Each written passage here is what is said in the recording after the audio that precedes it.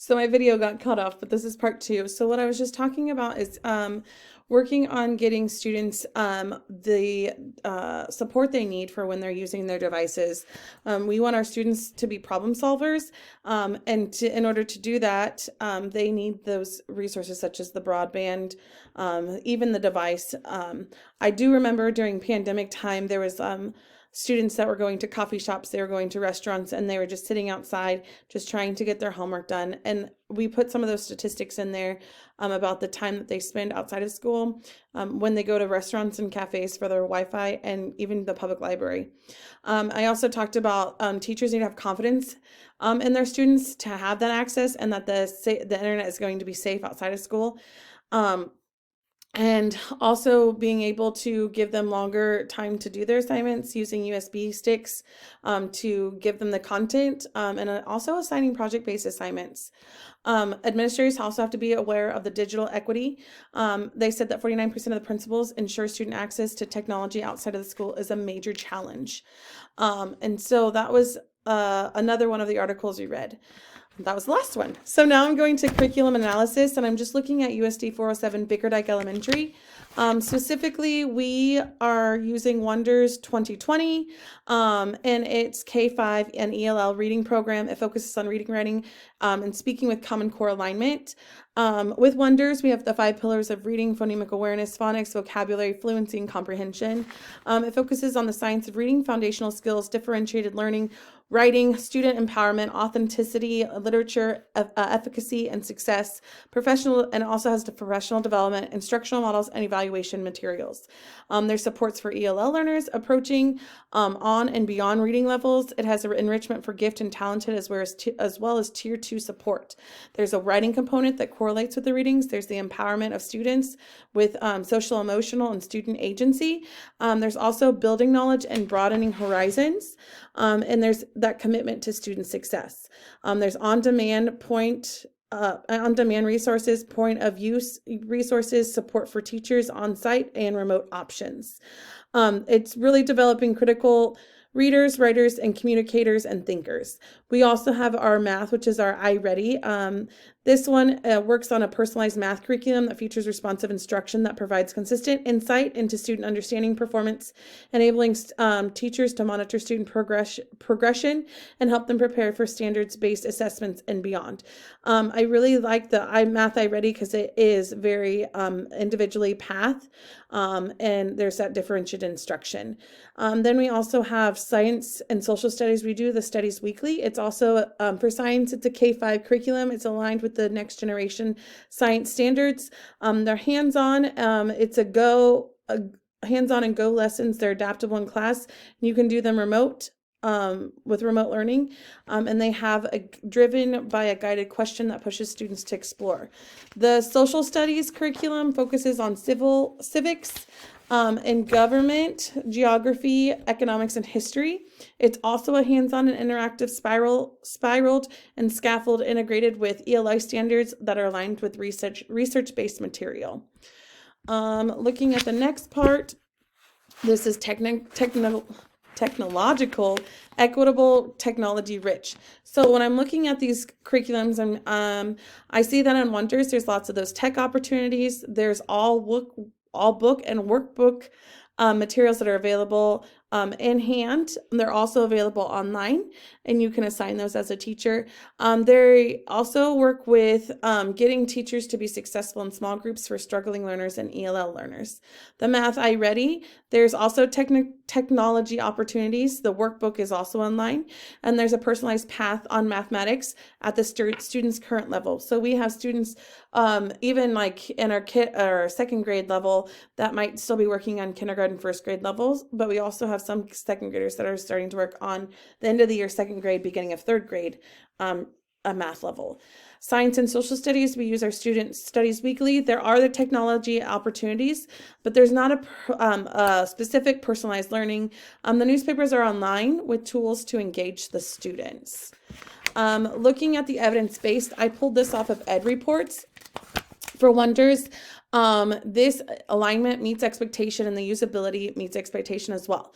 For the iReady Mathematics, it's also aligned and meets expectation, and the usability is also a meets expectations. I tried to pull ed reports for our social studies and science curriculum, and that was not available on ed reports. Looking at supportive of academic and non-academic activities in every student adult. Wonders 2020 has opportunities for students at all levels and supports adults as well. And then we looked at iReady Math, and there's opportunities for personalized learning with supports for adults and students. The Studies Weekly Science and Social Studies is a limited support for all students, and there's not that much support. We've only had one training that I know of, and we haven't done a lot more with our Social Studies Weekly. It's very limited, I feel. Addressing technological and inequity curriculum. So when I'm looking at our curriculum, we're trying to make sure that we're reaching limited home support and also those limited English speaking households. We have a couple of families that do not speak English, so we're having to be resourceful in that area. We really are always focusing on our Tier 3 learners in curriculum and receiving PD with our curriculum consultants to use technology to support their learning. We need to have more consultation in reading and studies weekly curriculum. We adopted reading a couple years ago. It's about ready to adopt again. But we just didn't have very good training, and so we didn't know of all the extra.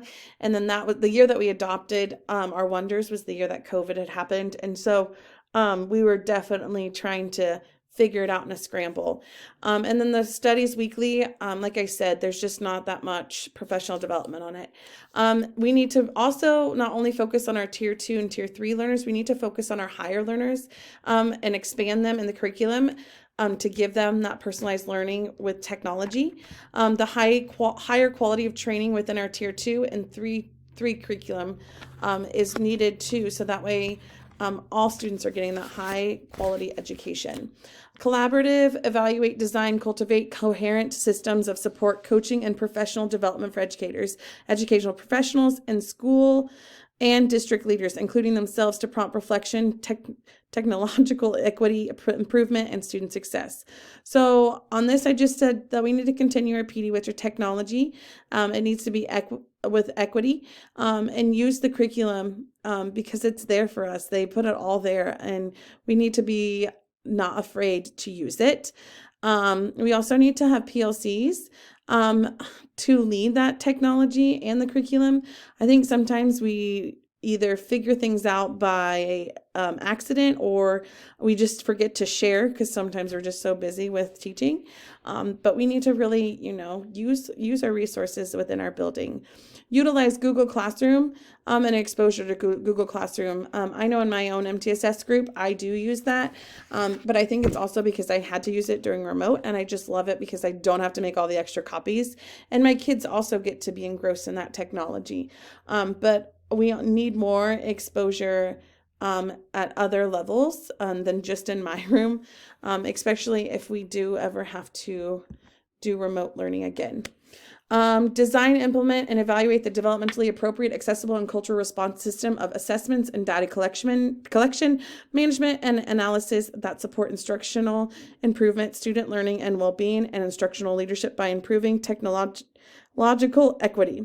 So like I said, continuous PD for staff, especially during and after implementation year.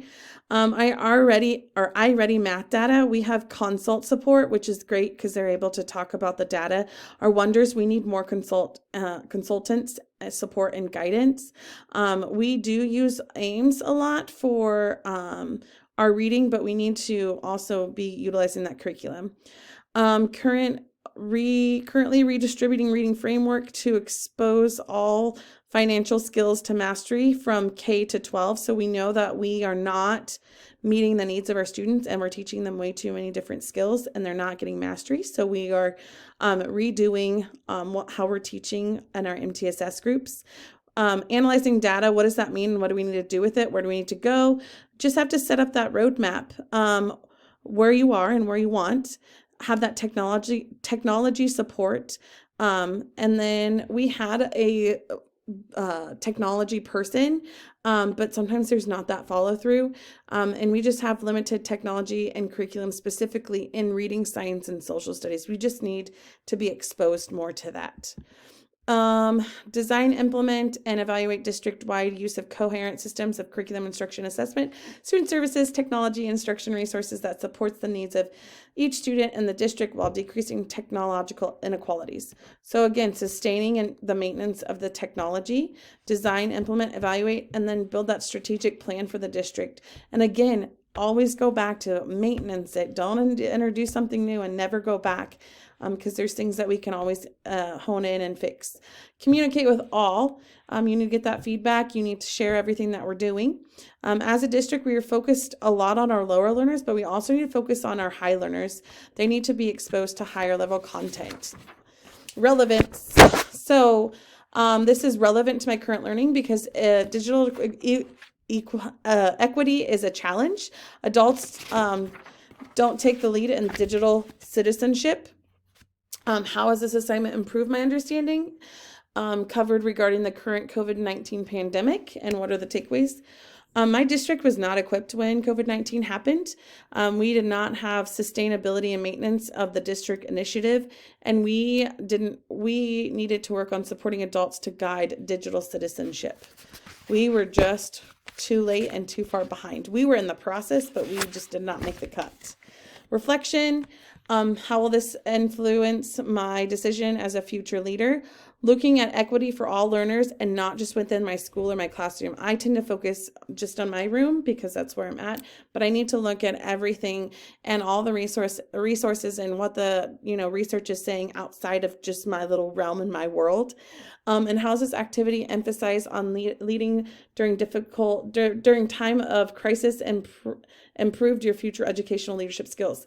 Being proactive. Like, we were very reactive when things happened in COVID.